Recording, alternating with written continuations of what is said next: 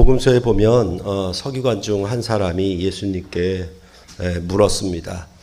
모든 계명 중에 첫째가 무엇이니까라고 마가복음 12장 28절에 물으셨죠.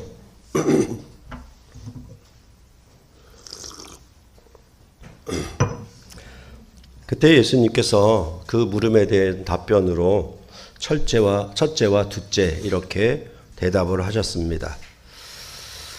그것은 마치 10가지 말씀들, 그 십계명을 두 돌판에 기록한 것을 따른 것 같습니다.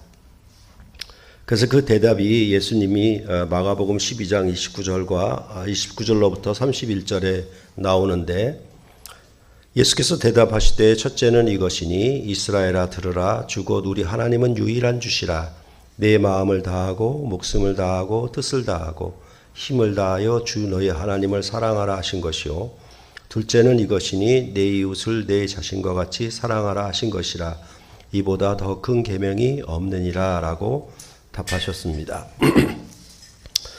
그래서 아마도 10가지 말씀들을 1부터 4계명은 예수님의 대답의 첫째에 해당하고, 그 다음에 5부터 10계명은 예수님의 대답 중 둘째에 해당한다고 보는 경우가 많습니다.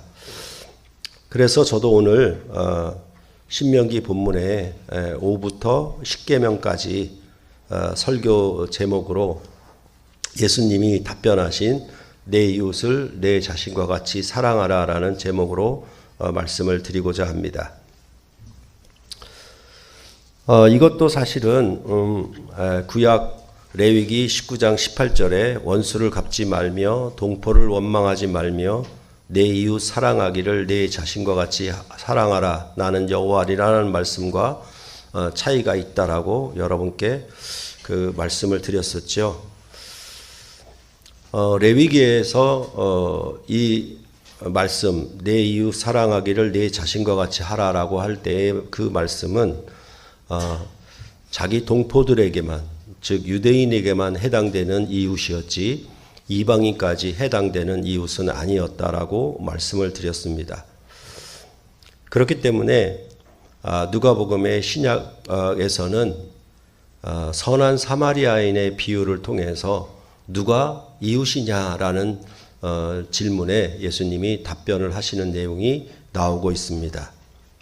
그것은 바로 유대인들 가운데 제사장 그리고 레위 지파라고 하면 그래도 상층 계급에 있는 사람들인데, 그 사람들은 강도를 만난 자의 이웃이 되지 못했고 오히려 사마리아인이 이웃이 되었다라고 말하면서 예수님은 누가 이웃이냐라고 물었을 때 자비를 베푼 자다. 자비를 베푼 자인 이 사마리아인이 이웃이다라고 그렇게 말씀을 하신 것입니다. 그러니까 구약에는 이런 사마리아인을 이방인과 같이 여겨서 전혀 이웃이라 여기면 안 되는데, 예수님은 도리어 이 선한 사마리아인의 비유를 통해서 이 이방인같이 여김을 받았던 사마리아인이 도리어 이웃이다라고 그렇게 말씀을 하셨던 것입니다. 그러니까 다시 말해서 구약 레위기의 이웃 사랑은 어찌 보면 자신과 같이 할 수 없는 사랑이기도 합니다. 그것은 바로 가난한 이웃을 위하여 밥 모퉁이의 이삭을 베지 않고 남겨두는 정도입니다. 그러니까 마치 사도행전에 성령이 임하면은 예루살렘 공동체가 자기 소유를 다 팔아 가난한 자를 돕는 방식으로 그렇게 사랑한 것은 아니죠. 다시 말해서 밥 모퉁이의 이삭을 조금 남겨두어서 가난한 자를 돕는 그런 이웃으로 사랑했다라고 볼 수 있는데, 그것은 온전한 사랑은 아니었던 것입니다. 그들을 돕는다 해도 여전히 그 모퉁이 이삭을 남겨둔 부자는 부자인 것이고, 모퉁이의 이삭을 조금 줍는 사람들은 여전히 가난한 자인 것이죠. 그러니까 부자와 가난한 자의 차이는 여전히 있게 만드는 이웃사랑이라고 보시면 구약의 이웃사랑을 우리가 이해할 수 있을 것입니다. 이러한 사랑은 사실은 뭐냐 하면 세상 사람들이 할 수 있는 그런 사랑이죠. 그래서 육신에 속한 사람들은 마치 율법에 속한 것과 같아서 이렇게 사랑할 수 있는 것은 믿지 않는 이방인들도 믿지 않는 세상 사람들도 이렇게는 사랑할 수 있습니다. 그것에 대해서 마치 내 이웃을 내 몸과 같이 사랑하라 하신 말씀은 우리가 보고 있는 이 산상수훈에 나오는 말씀으로 7장 12절에 황금률에 있는 말씀과 같다라고 보시면 되겠죠. 뭐냐, 무엇이든지 남에게 대접을 받고자 하는 대로 너희도 남을 대접하라. 이것이 율법이요 선지자니라. 이 말씀은 내 이웃을 내 자신과 같이 사랑하라 하신 말씀과 같습니다. 그러니까 기본적으로 이웃과 자기 자신이 금이 그어지거나 아니면 계단이 주어져서 단계별로 이렇게 낮아지는 방식은 내 이웃과 네 자신이 같아지는 방식은 아니죠. 그렇죠? 그러니까 구약의 내 이웃을 사랑하라는 것은 금을 긋는 것이고 그 다음에 단계별로 계단식으로 계층을 만드는 것이어서 그런 사랑입니다. 그런 사랑은 이웃 곧 육신을 가지고 있는 세상 사람들은 그런 사랑은 괜찮은 사람들 가운데 다 할 수 있습니다. 그러나 이웃이 자기 자신이 되는 방식의 사랑은 못합니다. 왜냐하면 이웃과 자기 자신이 하나가 되기 때문에 그래요. 이웃과 자기 자신 안에 금이 없어요. 다시 말해서 구약의 휘장이 없어지게 되는 겁니다. 휘장이 없어지게 되니까 이 이웃과 자기 자신이 하나가 돼요. 그래서 이웃과 자기 자신을 처럼 사랑하게 되는 그런 사랑의 역사가 일어나게 되는 것이죠. 이것은 왜 이렇게 일어나느냐? 그리스도의 죄사함 때문에 그렇습니다. 예수의 십자가의 죽으심 때문에 이웃과 자기 자신 사이에 그어져 있는 금, 이웃과 자기 자신 사이에 구성되어 있는 그 높고 낮음의 그런 계층, 그런 것들을 없애는 효과가 바로 예수의 죄사함의 효과예요. 그러니까 예수를 믿음으로 말미암아 이웃을 내 자신과 같이 사랑하는 능력이 성령으로 말미암아 자기에게 부어지는 거예요. 그래서 내가 육신 가운데 세상 사람 가운데 도덕적으로 착하고 나는 별로 법적인 잘못도 없는 사람이라 하더라도 그 사람은 이웃을 내 자신과 같이 사랑할 수가 없어요. 그러니까 그거는 그렇게 한다 그랬고 도덕적인 범죄가 없다 하더라도 하나님 앞에서는 죄다, 이렇게 성경은 말을 하고 있는 것입니다. 그런 구분들을 우리가 바르게 해야 예수님의 이 말씀들을 우리가 잘 알 수가 있고, 오늘 신명기의 이 10가지 말씀들 중 5계명부터 10계명까지 바르게 해석을 할 수가 있다라는 것입니다. 그래서 우리가 예수님이 이 땅에 성육신 하셨다. 말씀이 육신이 되어 우리 가운데 오셨다. 또한 예수님의 종의 형체로 사람의 모양으로 낮아지셔서 오셨다라고 하는 것인데, 그것은 예수님께서 죄인의 집에 들어가 죄인들과 함께 식사하셨다라고 하는 것은 무슨 얘기냐면 예수님이 죄인과 같이 되셨다라는 말이에요. 예수님이 죄인과 같이 되셨다라는 얘기를 그렇게 하고 있는 겁니다. 하나님이 사람이 됐다라는 거 하는 얘기는 하나님이 사람과 같이 되었다라는 말과 같은 말이 되는 거예요. 그것은 누구로 말미암아 가능했는가? 예수님이 이 땅에 오심으로 그가 사람의 모양을 입으심을 통해서 죄인으로 십자가의 죽으심으로 말미암아 그렇게 됐다라고 성경은 말씀을 하고 있는 것입니다. 그래서 예수님은 죄가 없으신데도 불구하고 스스로 죄인으로 십자가에 죽으신 거예요. 다시 말해서 그는 죄인과 하나가 된 거예요. 죄인과 하나가 되어서 죄인과 함께 십자가에 죽었다라고 말씀을 하는 것입니다. 그것이 로마서에 말씀한 것처럼 이제 부활하실 때에도 예수님은 그와 함께 부활함을 입어서 연합한 자가 되었다, 이렇게 성경은 말씀을 하고 있는 것입니다. 즉 예수님은 이방인이었던 죄인들을 자기 자신과 같은 이웃으로 사랑하셨다라는 것이 십자가 사건입니다. 예수의 죽으심과 부활을 믿는다라고 하는 것은 그의 십자가 사역으로 말미암은 결과, 그것을 우리가 받아들이는 것이거든요. 그렇게 했을 때 예수님은 우리의 구원이 되었다라고 하는 의미는 뭐냐 하면 예수님이 죄인과 같이 되셨다. 그리고 죄인을 같이 되셔서 죄인과 함께 죽음에서 일어나심으로 부활하심으로 함께 하나가 되었다라는 얘기를 성경은 구원이라고 말을 하고 있는 것입니다. 그러니까 내 이웃을 내 자신과 같이 사랑하라라고 하는 말 속에 그 의미가 예수님의 구속사역의 의미가 다 포함되어 있다라고 여러분들은 생각을 하셔야 된다라는 것입니다. 예수님이 그렇게 같이 되지 않았다면 여러분과 저에게는 구원이 없습니다. 그 부분들을 우리가 잘 생각해 보면서 이제 5계명부터 10계명까지 차근차근 하나씩 보도록 하겠습니다. 이것은 출애굽기의 10가지 말씀들을 강해하는 가운데 다 있었기 때문에 이미 여러분들이 다 아시는 것으로 알고 핵심들만 짚어가되 뭐냐 하면 옛사람과 새사람이 어떻게 다른지, 옛사람으로 사는 것과 새사람으로 사는 것이 어떻게 다른지, 즉 예수를 믿지 않은 것과 예수를 믿은 삶이 어떻게 다른지에 대하여 이 계명을 따라 여러분들이 분별하시면 우리가 예수를 믿고 새사람으로 산다라는 것이 무엇인지에 대하여 좀 더 확연히 아실 수가 있을 것입니다. 그랬을 때 이웃사랑을 하는 말씀 가운데 첫 번째가 바로 5계명입니다. 제5계명은 다른 계명들과 차이점이 있습니다. 이것을 에베소서 6장에서는 약속이 있는 첫 계명이다라고 말씀을 하고 있습니다.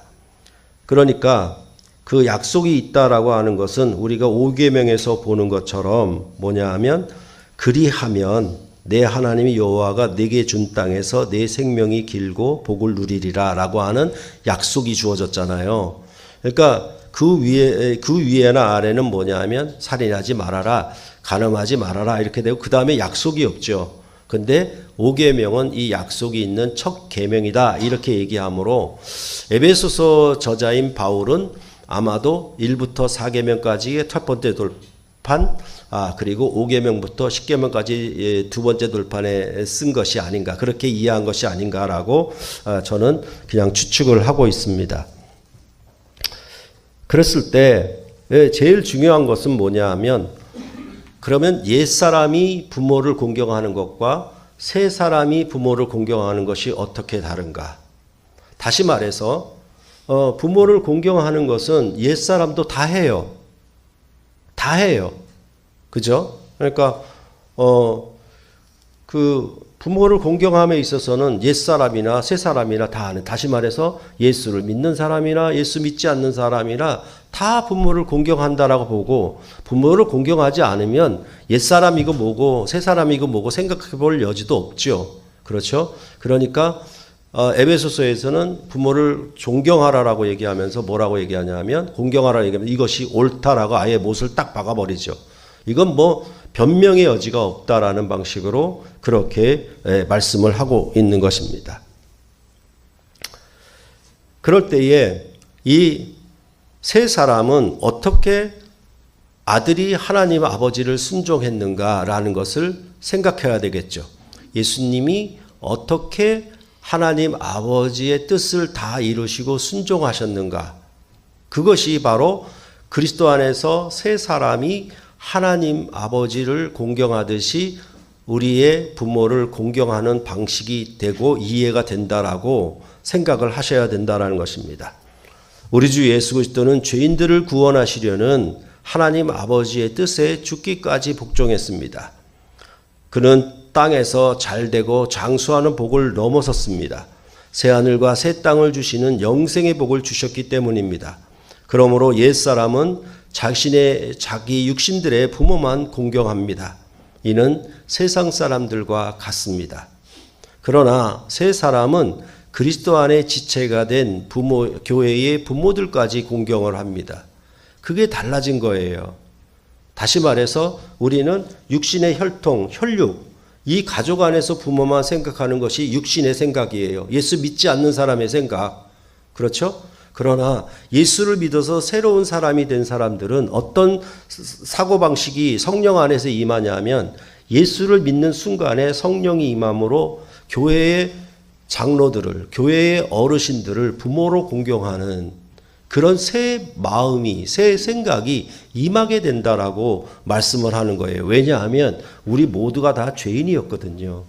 죄인을 구원하기 위해서 아버지 뜻을 복종하신 이 아들의 순종하심으로 아버지를 순종한 그 순종이 우리에게도 입어서 참으로 교회 안에 육신의 형제들을 그렇게 우리가 하늘의 부모처럼 섬기는 새로운 생각과 마인드가 자기 안에 임하는 것이 바로 새 사람이라고 말씀을 하고 있습니다. 그러니까 모든 날에 자기 육신의 부모만 섬기는 것으로 한정이 되어 있다라고 하면 그것은 세상 사람들과 다를 바가 없어요.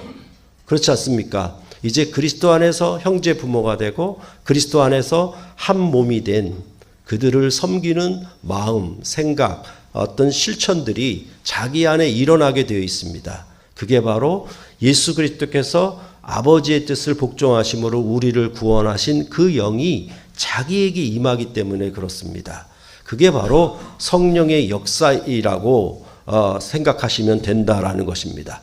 그러니까 내가 부모를 공경하라는 이 계명에 대하여 옛사람으로 그대로 적용해서 해석을 하든지 아니면 새 사람으로 재해석을 하든지 생각을 하셔야 된다라는 것입니다.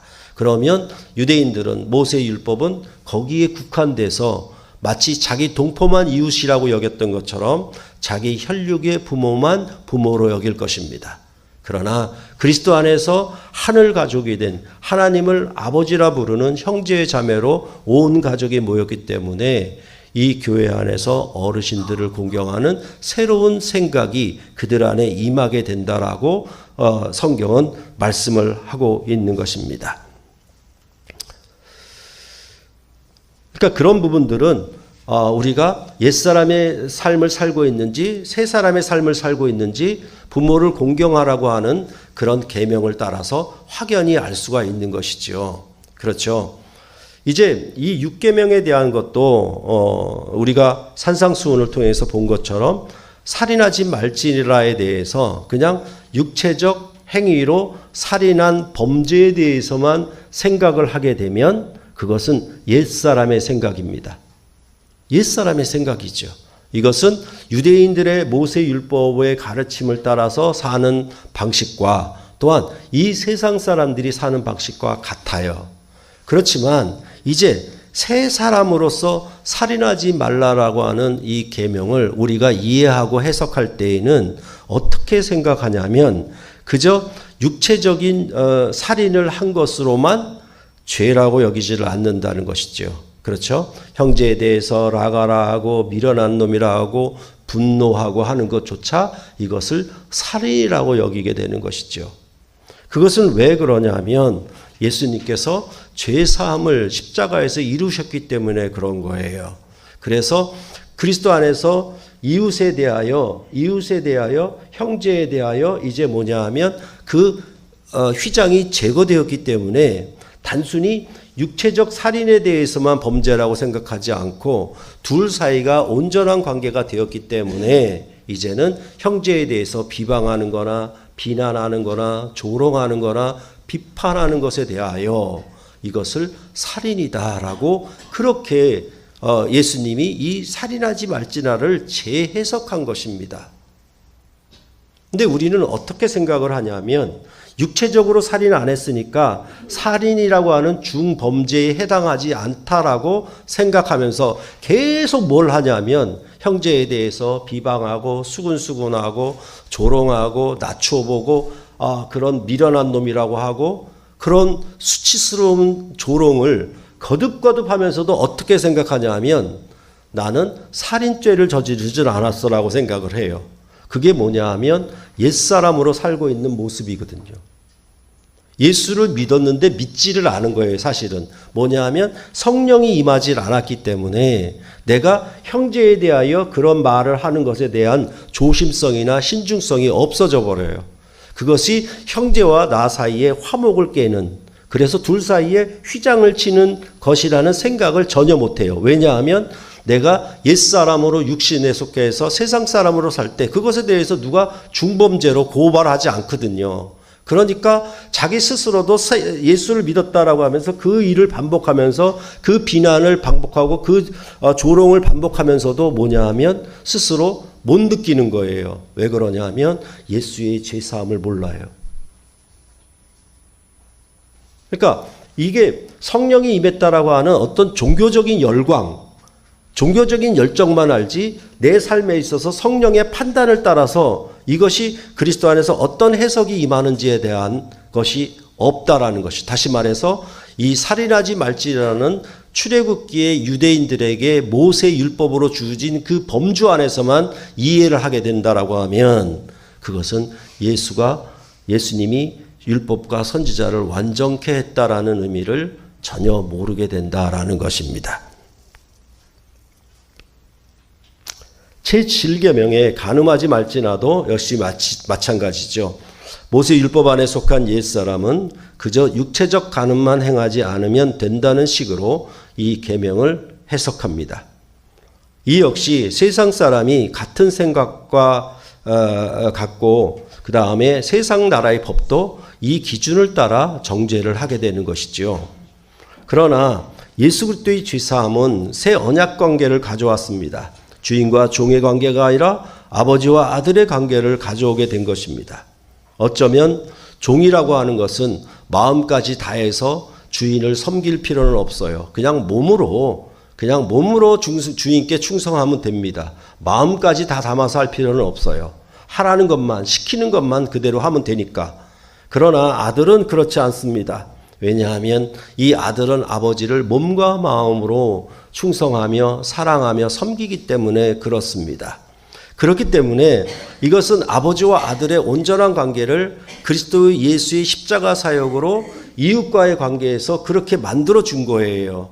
그래서 이전에는 간음하는 육체적 범죄만 이웃과의 관계에서 나는 잘못했다, 범죄라고 생각하겠지만은 여기에서 뭐냐면 마음으로 음욕을 품는 것까지 이렇게 얘기를 하고 있는 거예요. 그렇게 얘기를 해서 이 간음이라고 하는 것이 어떤 의미로 확대되는가? 그것은 온전한 관계가 왔기 때문에 예수를 믿으면 새 사람으로 거듭나 새로운 지식이 그 안에 임하기 때문에 이웃과의 관계를 새롭게 해석하는 그런 능력이, 권세가 자기에게 임한다라고 성경은 말을 하고 있는 것입니다.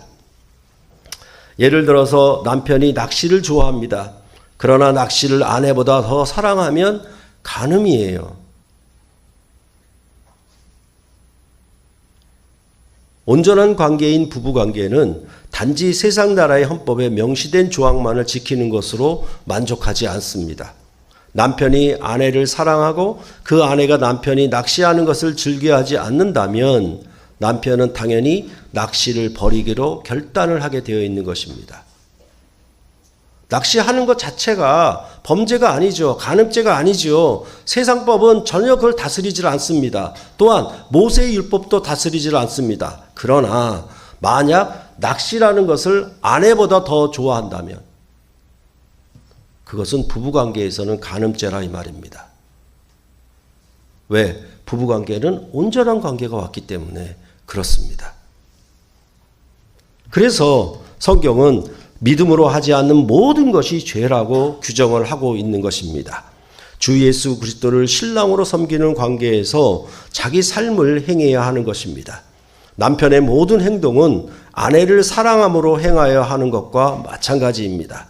이것이 구속이라고 생각하고 이것이 자유를 빼앗기는 것으로 생각합니까? 그건 정말 어리석은 생각이고 어리석은 판단입니다. 오히려 그리스도 안에서 죄사함의 능력으로 말미암아 둘의 모든 관계와 삶이 온전하게 되었다라는 얘기를 하고 있는 겁니다. 어떤 더 무섭고 더 중대한 범죄를 지적하기 위해서 죄를 어떻게 더 밝히 드러내기 위해서 하는 것이 아니라 부부관계가 그만큼 온전하다라는 것을 우리에게 얘기를 하고 예수 그리스도를 믿음으로 말미암아 이웃과 자신과의 관계가 그렇게 온전해졌다는 거예요. 그러므로 말미암아 이전에 그 이웃에 대하여 간음하는 육체적 범죄를 하지 않았던 것으로 자기를 의롭다고 여기지 말고 이렇게 되는 거죠. 그것이 바로 새 사람의 새로운 형상을 입어서 새 지식이 자기에게 임하는 것이라고 성경은 말을 하고 있는 것입니다. 예수를 믿으면 성령이 임함으로 새 사람으로 변화되어서 새로운 지식이 임하고 새로운 관계 설정에 들어가게 되는 거예요. 그것이 바로 형제를 이웃 사랑을 자식이 자신과 같이 사랑하라는 말씀 속에 포함되어 있는 그런 의미라고 성경은 말을 하고 있는 것입니다.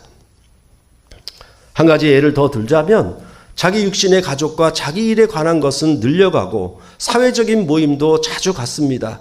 그런 것은 누가 시키거나 강요하지도 않아요. 열심히 하죠. 열심히 찾고요. 그런데 그런 것들을 전혀 속박하거나 자유를 빼앗기는 것으로 여기지는 않습니다.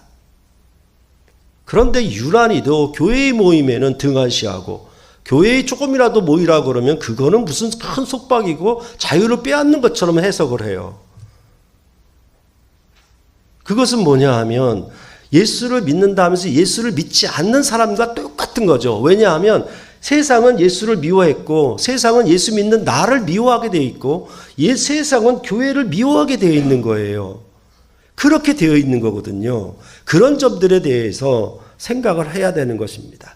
그러니까 내가 열심히 사회활동하고 개인적인 일을 하고 좋아요. 좋은데 항상 뭐냐면 그런 것조차도 내가 아내를 사랑함으로 하는가라는 것을 물어봐야 되는 거예요. 건전한 취미를 가졌다는 것으로만 딱 규정을 가지면 안 된다라는 것입니다. 그렇기 때문에 사실은 뭐냐면 믿음으로 하지 않는 모든 것이 죄다라고 했던 것은 뭐냐면 내 모든 삶이 주님의 관계에서 이루어질 때 그것을 내가 참으로 간음이 아니다라고 성경은 말을 하고 있는 겁니다. 이것을 절대 구속이고 자유를 빼앗는 것이고 부부가 함께하는 삶을 속박하거나 자유를 빼앗긴 삶이라고 해석하는 것처럼 그것처럼 어리석은 것은 없습니다. 늘 부부는 함께 있는 것이 좋고 24시간 같이 하는 것이 좋고 언제나 무슨 일을 하든지 함께 있는 것이 좋은 것이죠. 그것을 구속이라고 생각하면 안 되죠. 그런 의미를 어떻게 그리스도의 신랑된 교회로서 우리가 어떻게 함께하는가를 관계를 생각해야 하는 것입니다. 그렇기 때문에 이 간음이라고 하는 부분들은 우리가 잘 생각해야 되는 것이죠. 그래서 항상 주님과 관계에서 우리가 밥상에서 밥을 먹을 때에도 온전한 생명이 되지만 만약 자기의 건강만을 챙기면서 식사를 한다라고 하면 그 식탁도 간음 식탁이 된다라고 성경은 말을 하고 있는 거예요. 심지어 주일에 예배 공동체로 모이는 삶도 온전하지 못하는 경우가 많습니다. 복음은 좋다고 기뻐하는데 일주일에 한 번 주님의 한 몸으로 모이는 이 교제를 감당하지 못합니다. 옛사람은 예수 얘기만 하고 성경 얘기만 하면 짜증을 내게 되어 있고 들리지를 않습니다. 그러나 새 사람은 예수 얘기가 즐겁고 성경 얘기가 즐거워요. 왜냐하면 나의 신랑 되신 주님의 영광을 하나님 아버지의 영광을 드러내고 말하고 있기 때문에 그것이 반갑고 즐겁게 되어 있어요. 그런 차이가 나게 되는 겁니다. 그러니까 옛사람과 새사람, 간음하지 말지라를 세상의 부부관계에서도 단순히 육체적 관계로만 국가 법으로만 규정하는 것이 아니라 부부관계에서 결정을 해서 간음을 얘기하는 방식으로 성경도 그리스도의 죄사함을 믿는다면 예수의 구속을 믿는다라고 하면 그는 새 사람이 되어서 이웃과 자기 자신을 어떻게 해석하는가 거기에 자기의 생각이 임한다라고 이것도 말을 하고 있는 것입니다. 제8계명인 도둑질하지 말지라를 보겠습니다. 이 계명은 남의 것을 빼앗지만 않으면 된다는 소극적 계명이라고 할 수 있습니다. 이에 대해 새 사람인 교회에게 바울은 새롭게 해석을 했습니다. 에베소서 4장 28절에 도둑질하는 자는 다시 도둑질하지 말고 돌이켜 가난한 자에게 구제할 수 있도록 자기 손으로 수고하여 선한 일을 하라라고 말씀을 하고 있죠.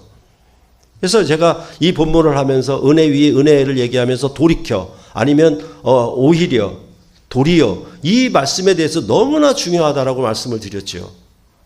그러니까 구약의 옛사람은 도둑질하지 않는 데서 자기는 의롭다고 생각할 것이고 신약의 새 사람은 돌이켜 가난한 자에게 구제할 수 있도록 자기 손으로 수고하여 선한 일을 하는데 힘쓸 것입니다. 단순히 남의 것을 훔치지 않았던 도둑질하지 않았던 소극적인 데서 그치는 것이 아니라 이제 내가 수고하여 일함으로 가난한 자를 형제를 구제하는 이웃을 사랑하는 자기 자신처럼 사랑하는 관계까지 나아간다라고 그렇게 에베소서는 우리에게 말씀해 주고 있는 것입니다.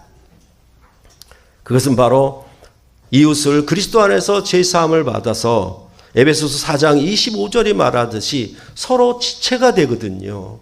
형제와 자매가 이웃이 이제 남이 아니라 이제 지체가 되었거든요. 한 몸의 한 지체예요. 그런 해석이 임하는 겁니다. 그렇기 때문에 이 지체를 자신과 같이 여기는 거예요. 이웃이 자신과 같이 되는 것은 왜 그런가? 그리스도의 죄사함으로 말미암아 이웃이 이제 나와 하나가 됐어요. 왜? 한 몸의 지체가 되었으니까. 이런 해석은, 이런 생각은 세상 사람은 못합니다.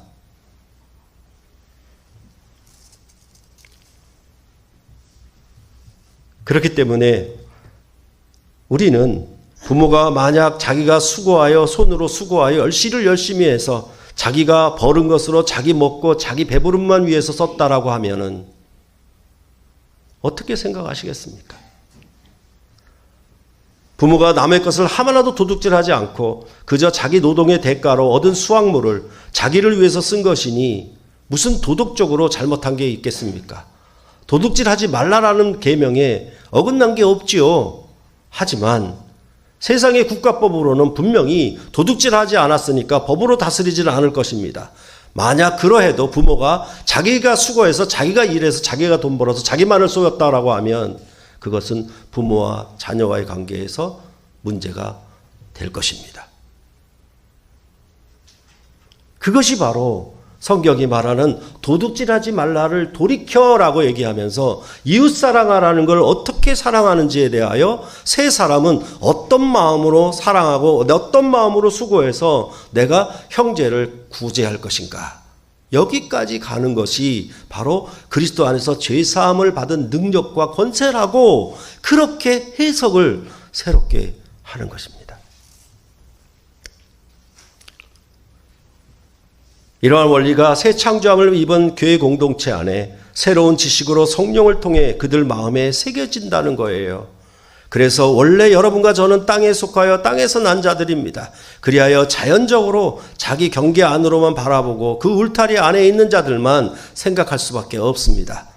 그러나 자기 가족, 자기 일만 생각하고 거기가 최선이라고만 생각하다가 그리스도 안에서 세례를 받아 예수를 믿음으로 말미암아 내 영역이 넓어져요. 하늘 가족으로 저 이웃을 나 자신과 같이 넓어지게 그렇게 나 자신만 알고 나 자신만 위했던 것들이 이제 이웃을 나 자신과 같은 것으로 여기는 방식으로 새로운 생각이 임하게 되는 거예요. 그것을 이루는 것이 뭐냐? 바로 교회다. 하늘나라다. 예수의 죄사함을 얻은 예수를 믿는 공동체다라고 성경을 선언을 하고 있는 것입니다. 그렇기 때문에 새 사람을 입은 사람들은 어떻게 새로운 지식으로 새 창조함을 받은 그리스도 안에 새로운 피조물 된 그 형제를 자기 지체로 여겨서 그렇게 그들을 섬기고 구제하는 일에 힘쓰도록 그렇게 되어 있어요. 마치 부모가 수고를 다해서 자기 자녀를 양육하는 것처럼. 제9계명인 내 이웃에 대하여 거짓 증언하지 말지라는 말씀은 법정에서 거짓 증언을 하는 경우를 가리키는 것입니다. 거짓된 풍설을 터뜨리며 악인과 연합하여 위증하는 증인이 되는 것은 항상 자기 이익과 결부가 되기 때문에 그렇습니다. 그러니까 요즘에 뭐 청문회를 하든 뭐를 하든 다 보면은 그냥 자기 그 단체 이익을 위해서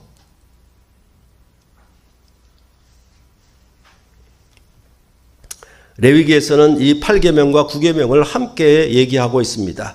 레위기 11장 11절로 12절을 보시면 너희는 도둑질하지 말며 속이지 말며 서로 거짓말하지 말며 너희는 내 이름으로 거짓 맹세함으로 내 하나님의 이름으로 욕되게 하지 말라. 나는 여호와니라.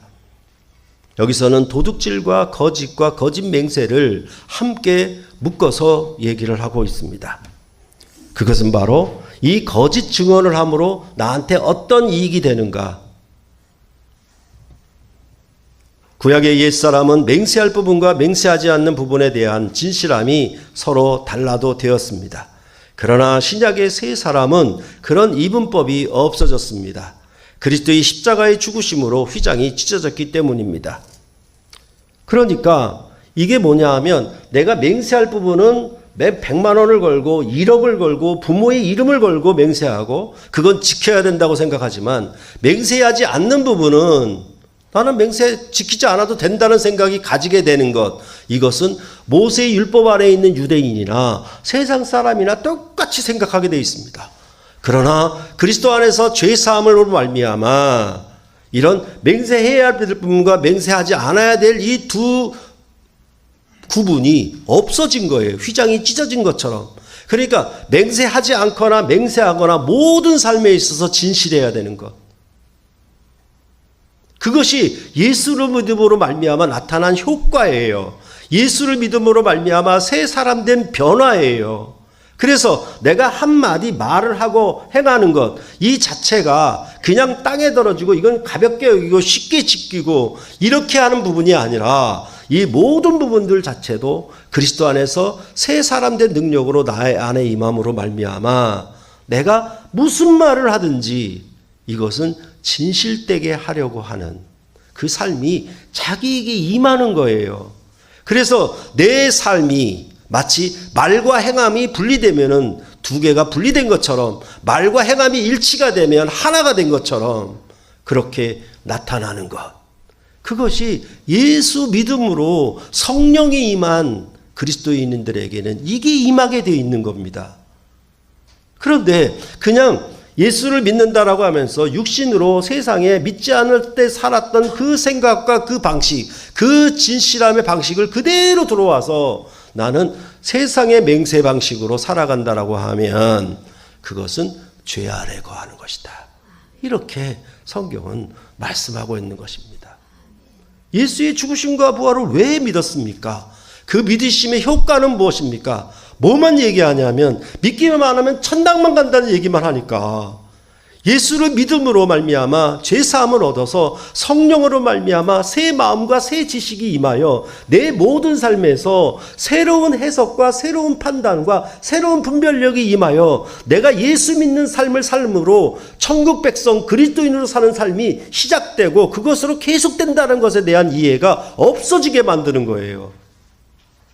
그만큼 무서운 겁니다.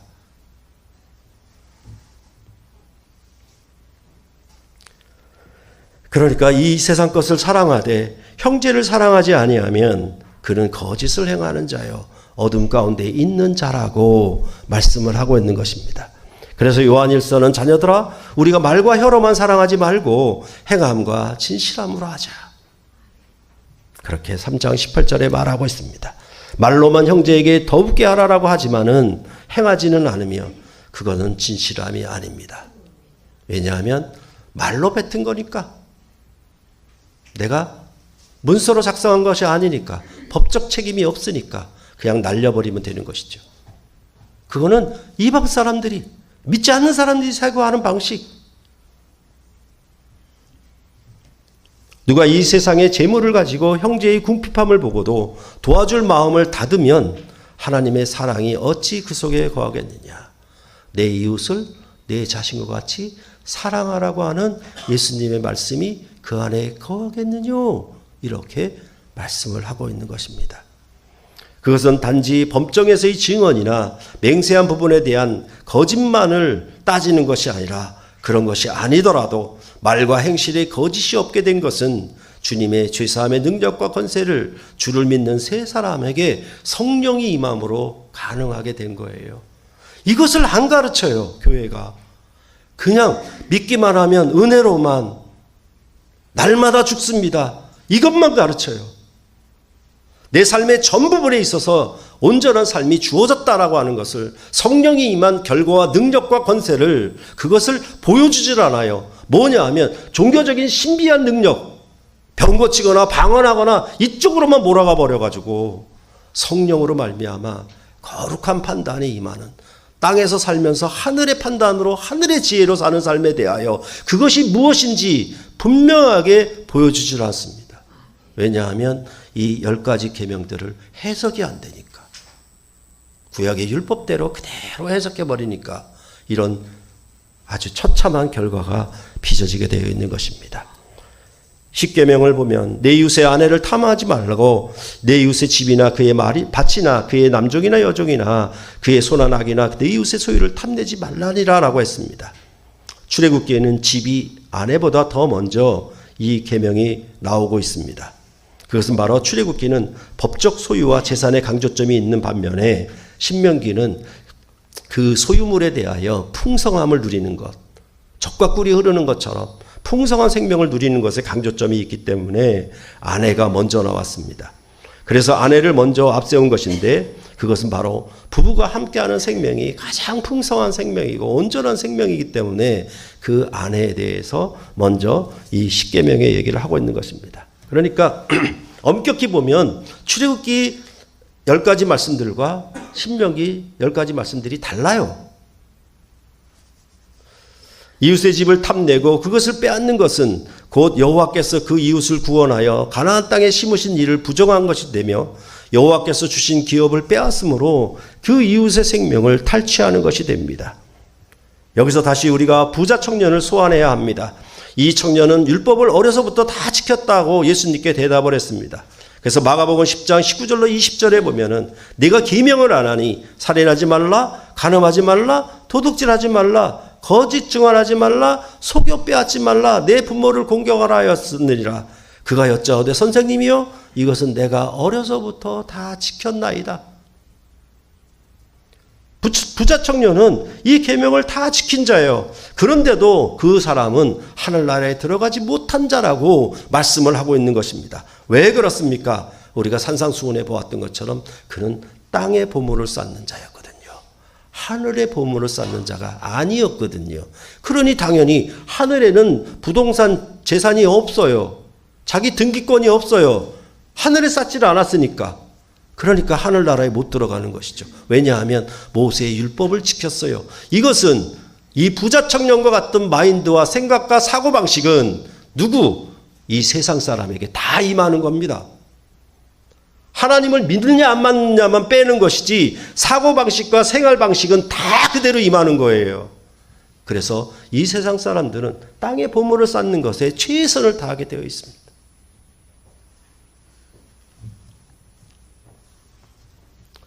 구약 백성은 가나안 땅을 바라보고 원한 것이 복이었습니다.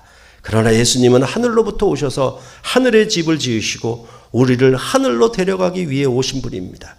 그러므로 모세의 말을 그대로 따르면 그것은 예수님의 말씀을 거절하는 것이고 하늘나라에는 들어가지 못한 자들이 된다라고 신약성경은 분명히 증거하고 있는 것입니다.